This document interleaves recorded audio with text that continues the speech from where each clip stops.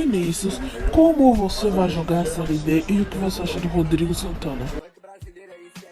Bom, né? Eu acho que completamente uma Série B, porque a gente já tem que pensar que a gente vai ser campeão, vamos foder tudo, e a gente vai ser campeão, prometo isso. E aí o Rodrigo Santana, ele tem um probleminha, porque ele só dá pro seu de namoro, e o resto é só pra que ele vai se fuder, e ele usa o biru. Vai se fuder, vai tomar no cu, e se foda, muda só tchau.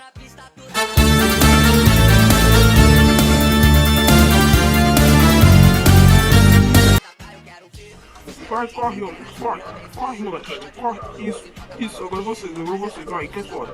Vai, anda logo, tá, que isso, vai, bora logo, vai, isso, corre, moleque, corre.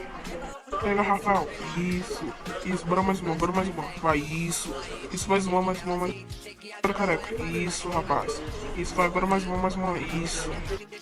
Vai, ó, bora brincar, não, tem que saber trocar direito. Vai pegar homem. Peguei. Toca logo, moleque. Calma mesmo, não precisa xingar não. Peraí, como se passa? Vai, vem pegar, vem.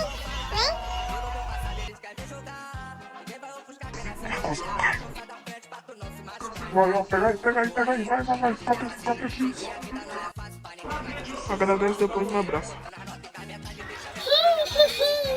Deus, andou aí, vários posts tiraram a atenção de mexer com o nosso emocional. Mas passa mal, tô legal, desses comédia que aperta minha mão e pelas costas fala.